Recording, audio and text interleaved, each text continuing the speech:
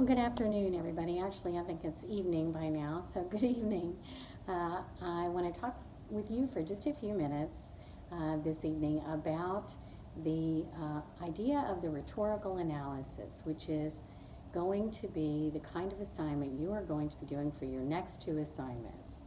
This week, you are reading a short piece in your food textbook, and then you are going to take a look at a couple of menus from two specific restaurants, and then you're going to look at the websites for those particular businesses and answer some questions. So this short writing this week, or this activity, this exercise, is to give you some practice in asking the kind of questions that you will ask for your rhetorical analysis. So you'll work on first a rhetorical analysis of a visual document, a menu that is, specifically designed to be a visual document to attract you as a consumer to this business, to want to go to this restaurant and to have a meal there. Remember when we were able to do that? We will do that again. Or to purchase food from this restaurant, maybe, takeout or drive-through, as so many of us are doing now. So that will be your first rhetorical analysis, and then you will do a rhetorical analysis of a written text. I want to clarify for you, when we talk about texts, we often are talking about some written document, but we also may be talking about a film or a website or even an ad.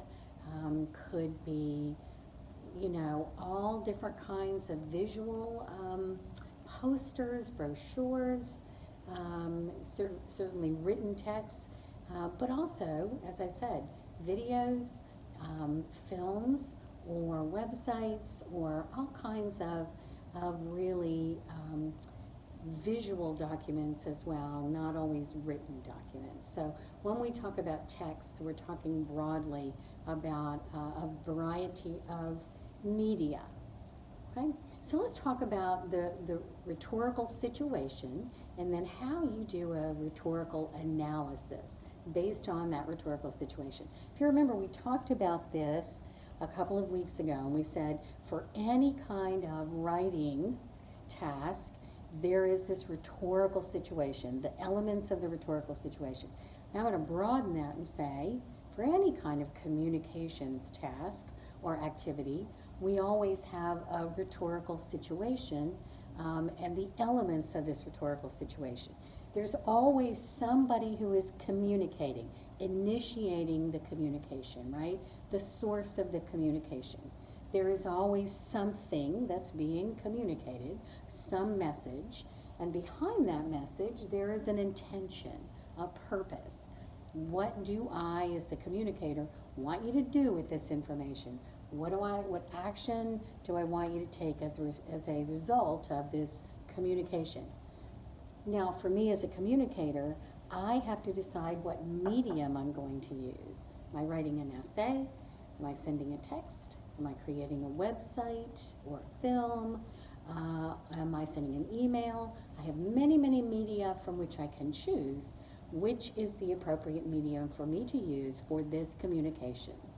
And then, who is receiving it?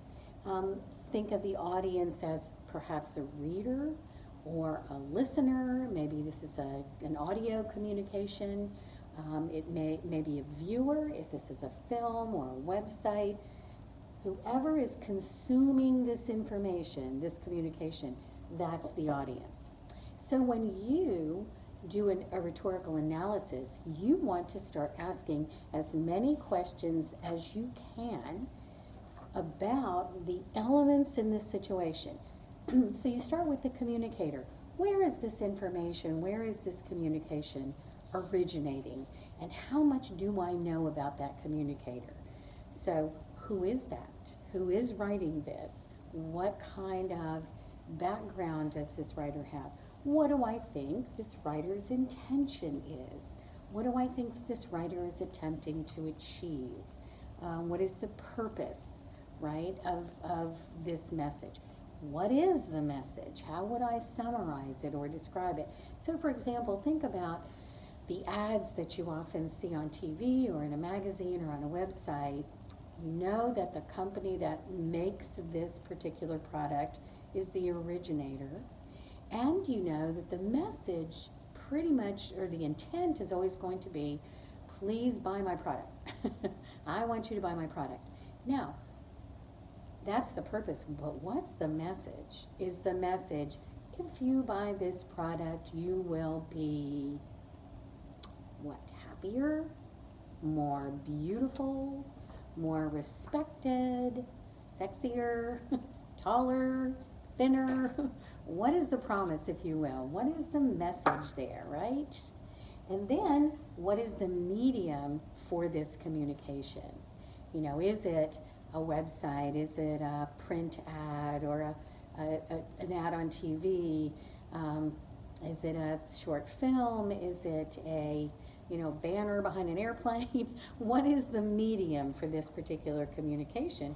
And who is the intended audience, right?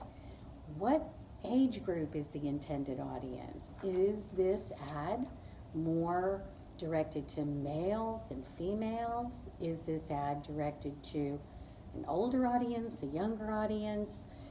Is it directed toward boomers or millennials or, you know, Gen Xers? Who seems to be, is it for children? Who seems to be the intended audience?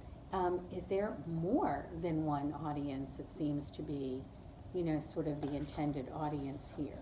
What can we sort of think about? So let's think, what you want to do is ask as many questions as you can about all of these elements of the communication or the rhetorical situation here. And I'm going to put up a handout for you in the content area in this week's module, just for you to think about. You'll use it so much this week, but you'll use it next week. But I do want you to be thinking about this. So I'll put up a handout for you. There are lots of questions to be asked about all of these elements. And the more questions you ask, and the more information you collect on the rhetorical situation and the elements in this rhetorical situation, the more successful you will be at analyzing this text, understanding it, sort of being able to unpack it, if you will. And you often want to be able to do that. So, for example, let's think about when you graduate and you get ready to apply for jobs. Being able to analyze that job ad that you're getting ready to respond to is critical. Being able to figure out what exactly are they looking for.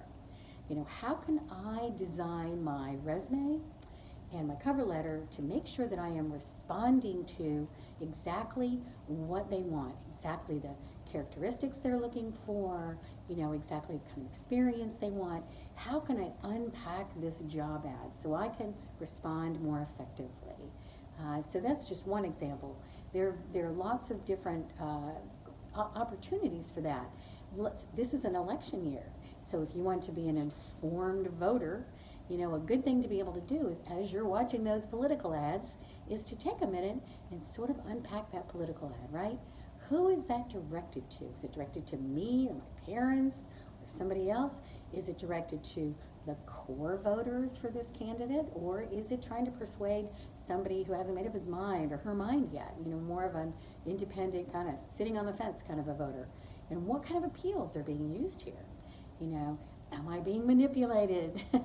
Of course you are. So asking all of those kinds of questions and unpacking those ads is a useful thing to be able to do as well. All right, now I want to draw your attention to the elements of a balanced appeal, right? I am trying to, let's assume, as we do in this class, that this is a persuasive communication. Because rhetoric, when we talk about it, the way to think about rhetoric in the classical way is using language to persuade your listeners or perhaps your readers.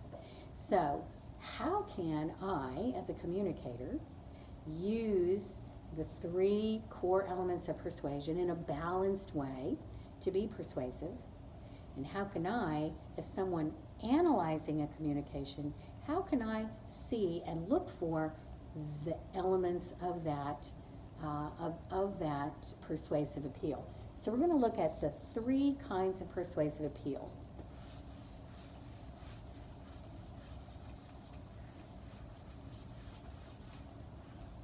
Okay, for a really effective argument and effective persuasive communication, you want to have balance between these 3 persuasive appeals.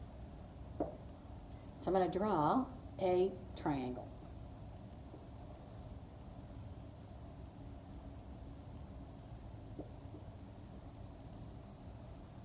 All right, there's my pretty terrible triangle. So, 3 different kinds of classical appeals, persuasive appeals.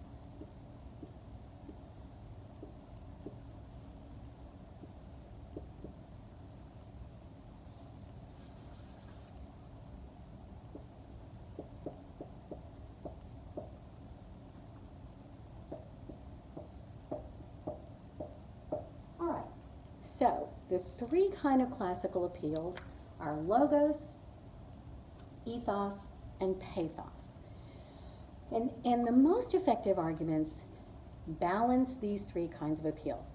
You don't have a lopsided argument that's way too much appealing to the emotions, and that would be using pathos, or way too much based on facts and numbers and data and statistics, that would be logos, or spending way too much time writing about maybe the writer and developing and convincing you of the writer's experiences and the writer's ethics, that would be ethos. All right, so let's talk about these 3. So the appeal to ethos, right, is when you establish your character as a communicator. So I want to assure my listener or my reader that I am a qualified person to convey this information. So I might write some about myself, or might reference my experiences.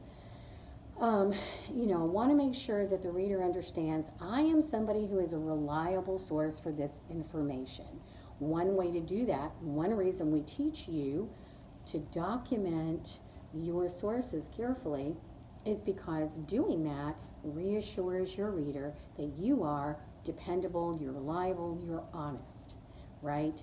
People who are caught plagiarizing are seen as dishonest, unreliable sources of information. So that's one way you establish your character, right? But your tone should be knowledgeable and authoritative, and you should take steps to establish for the reader that you are a reliable source of this information. So when you're doing the analysis, you want to see if the writer or whoever is the originator of this communication, the communicator, has done that. Has the communicator established that he or she is a good source of this information, is an expert in the field, is honest, is reliable? You need to make sure that that's the case. And again, some of this will be covered more when you look at the handout. All right, so then what about pathos? We call it the pathetic appeal, or the pathos appeal is an appeal to your emotions. Maybe the writer tells a moving story or uses an illustration that's going to touch your emotions, going to touch your heart. Or maybe the communicator has made you laugh. Or maybe the communicator is using lots and lots of description and lots of sensory details, as you guys have been learning to do, to help you see and hear and understand, kind of experience something in a sensory way. Maybe the communicator has told a story that has been, moving in some way, or has been interesting, has made this communication more human and more interesting, putting a human face on an issue. So you want to look to see, if the communicator has done that and how effectively the communicator has done that, and what techniques has he or she used. And again, is this a balanced communication, or is it heavily weighted one way or the other? And then the final part of the triangle is logos, which means word, and that kind of appeal is the appeal that is often the result of research that you've done, because it's an appeal to our logic, right? So the logos appeal tends to be made up of facts and statistics, information, and that's often going to be, obviously for you doing research in a particular college class, maybe the bulk of your information is going to come from your research, and it's going to be where you might spend most of your time, because what is the most lasting appeal? Logos. The logical appeal is the most lasting appeal. That is why very often, for example, and again, I keep going back to the political thing because we're in an election year, but if you look at while you're watching TV, and now the political ads are everywhere, kind of watch them and see the ones that are mostly conveying facts and information. And often those are the ones that stay with you more than the ones that are just kind of calling their opponent names, or trying to kind of get you mad, or get you riled up, or maybe to make you sad or be poignant. It tends to be the most convincing part of this triangle. You want to make sure that you have logical appeals, that you have facts that you can use and information that you can use, because that tends to be what stays with the reader or the audience, the consumer. But as a communicator, and when you are designing communications, you want to make sure that you include all three kinds of appeals and try to balance them. And as you are analyzing a communication, look for these three appeals and see how the communicator, the originator of what you are analyzing, see how that writer or group of writers or designers or whoever, filmmakers, how have they used these appeals, and have they been able to balance them and use them effectively as well.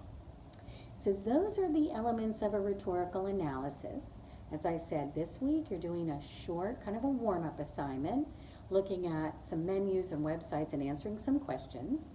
Next week you will actually do the first rhetorical analysis, and then we'll move on to textual analysis of a written text. So I will put some handouts up for you to review this information on the rhetorical analysis, and also I have a worksheet that you can use to kind of, it'll give you some questions and kind of walk you through it. And bye for now.